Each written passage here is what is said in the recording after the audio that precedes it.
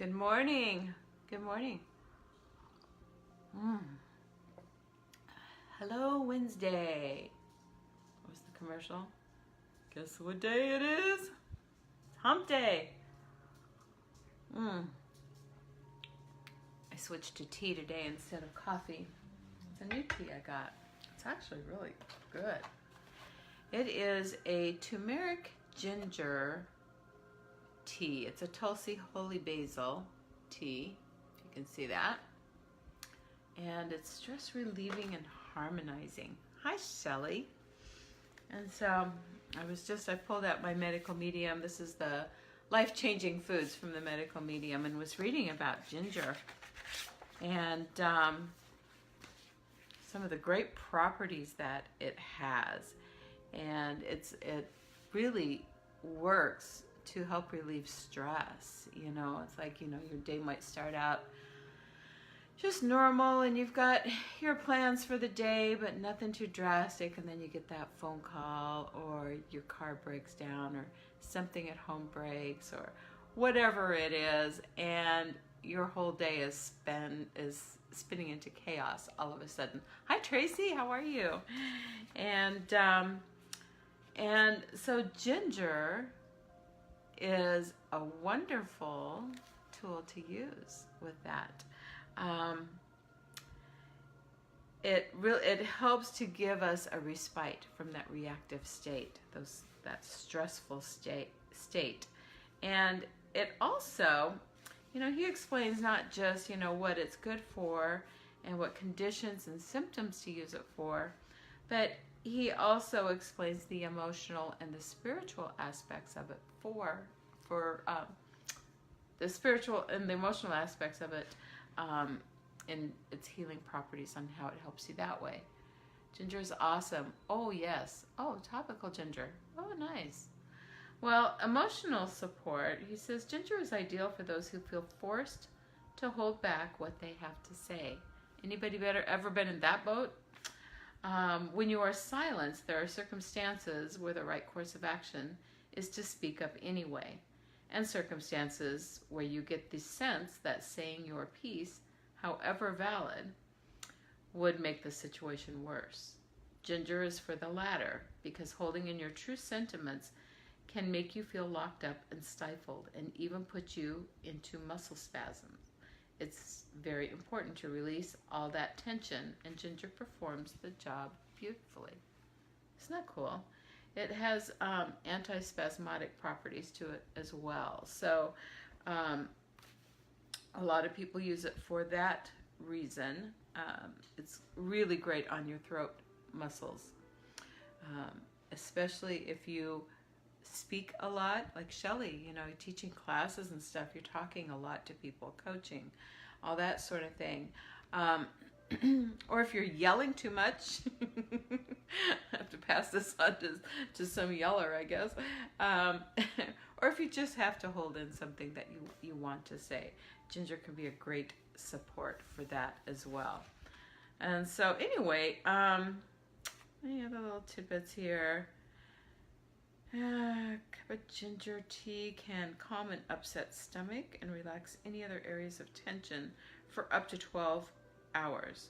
Rather than acting as a nerve tonic, it acts as a tonic for the organs and the muscles, telling the body that it can let go, that everything is under control. Isn't that awesome?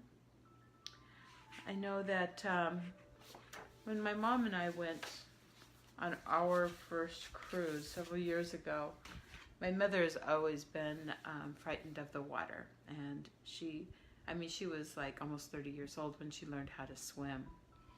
And this, I'm pretty sure, is a past life thing. So she was a little bit nervous about being out on the ocean on a ship, and worried about getting sick. And so we bought the little acupressure bands that you put, that have the little beads that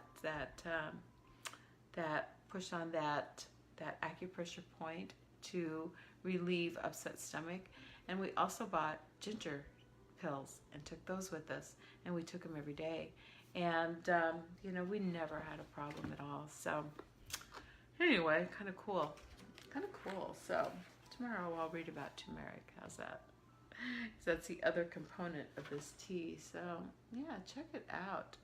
If you need to relieve some stress. I bought it because of the healing properties in the turmeric for the liver. And so that was the main reason it caught my eye. I take turmeric, but I was looking for a tea that was a little healthier, you know. So, and holy basil, the Tulsi holy basil, I know that it has a lot of really great healing properties as well. So, you know, I figure it's a win-win-win, right?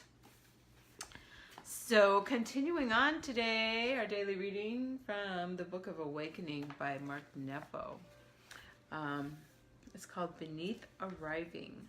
I'm only lost if I'm going someplace in particular, by Megan Scribner. Isn't that cool? I like that. And this, I haven't read this chapter yet, but I was reading another little thing online this morning in a daily email I get, and it was talking about field trips. Taking a field trip. You know, you don't have to have the restrictions like you did when you were a kid, but remember how much fun it was to go on field trips. We can still do field trips on our own as adults, and I love the idea of just, you know, packing a lunch and getting in the car, and, you know, here we could like drive up to the lake. You know, it's only an hour and 15 minutes to get up to Saguaro Lake, for example. Take your little picnic and just go out there and just go goof off for a couple hours. If you don't have that much time, go over to the Riparian Reserve in Gilbert. It's a beautiful facility right behind the Gilbert Library on Greenfield and Guadalupe, I think, Guadalupe. And yes, and it is, you don't even know that you are in the city when you are there. Take a book and just go sit on a bench, watch the old guys fish and the people walking their dogs, and just getting away and doing something different.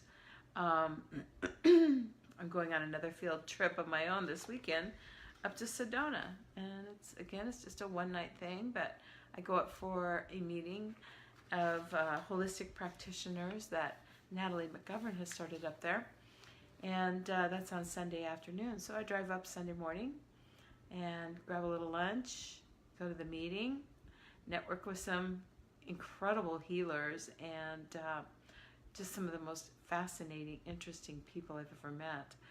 And then after that, I go do a little walking around and shopping. And last time I went and had a margarita. I probably won't get to do that this time because I'm on this cleanse. But just go be somewhere else. You know, sometimes it's just getting out of your house, out of your office, out of your normal routine, I think, is the biggest thing. Do something that is out of your routine. Otherwise, life gets really boring, right? If we don't ever break up that routine. Excuse me. So anyway, you know, what can you do for a field trip? Sometimes even just sneaking out to a movie in the middle of the afternoon is awesome. You know, you'll probably have the theater almost to yourself, if not to yourself. And, you know, that's a great little getaway as well. So, of course, you could always come for Reiki or hypnotherapy. Those are wonderful field trips. The best, I'm pretty sure. Sorry, I could not, I couldn't resist that one. So, anyway, I think this might kind of go hand in hand with that. I'm just sensing. A friend was traveling around Europe, training from city to city. Despite her plans, her interests drew her in different directions, and a path unfolded that she couldn't have foreseen. Each point of discovery led to the next, as if some logic out of view were guiding her. During this phase of her journey, though she often wasn't sure where she was, she never felt lost. It was when she needed to arrive at a certain station at a certain time that she felt she was off course, astray, and at the fringe of where she was supposed to be. All this led her to realize that the more narrow her intentions on any one day, the more she felt left behind, late, and lost. In contrast, the wider her net of designs, the more often she felt a sense of discovery. Regardless of where she had to be, it seemed that the more open to possibility and change she was, the more she felt like every moment she came upon was holding a treasure she was supposed to find.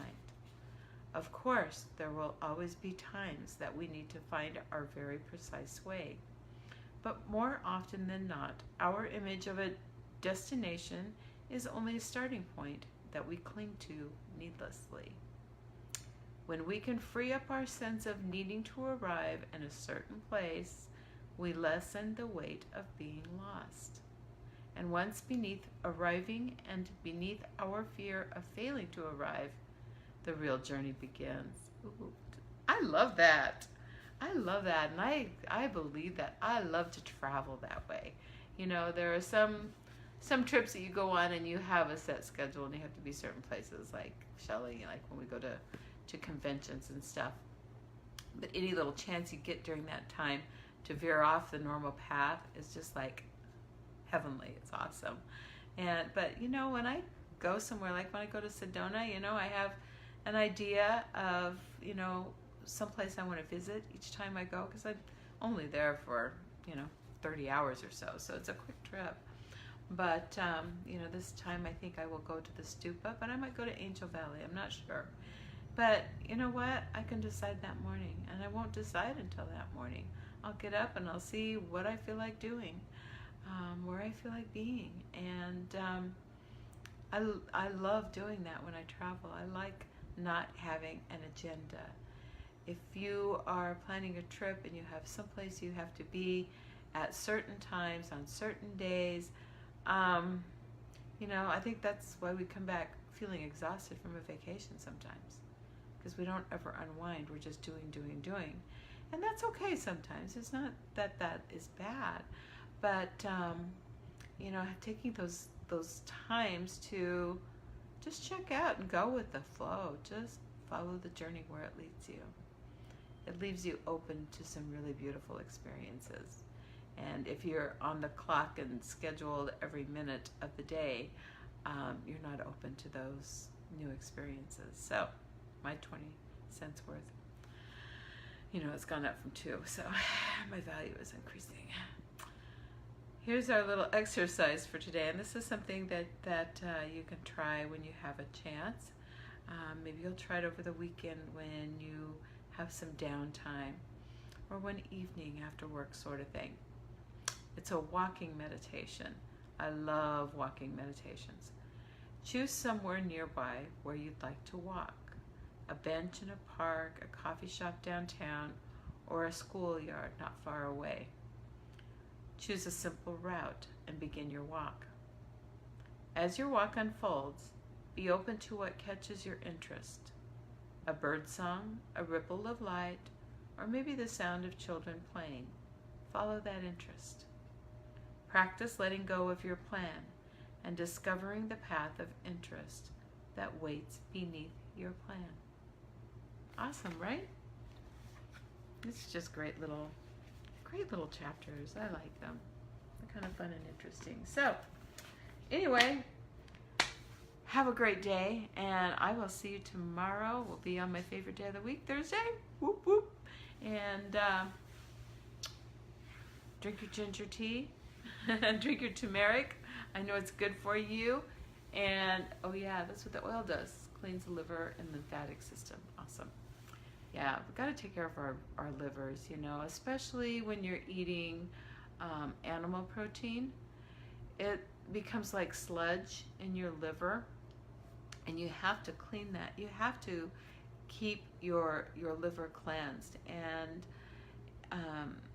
you know, knowing, you know, some of the studying that I'm doing, knowing what I know now, I would recommend anybody who eats any animal products, whether meat or dairy,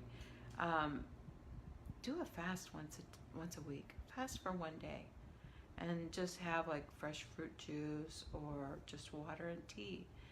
and give your body a chance to recover from that a little bit, because it does get built up and can cause issues all over the body. So, food for thought. I'll see you tomorrow morning. Have a wonderful day. I love you guys. Thanks for being here. Bye.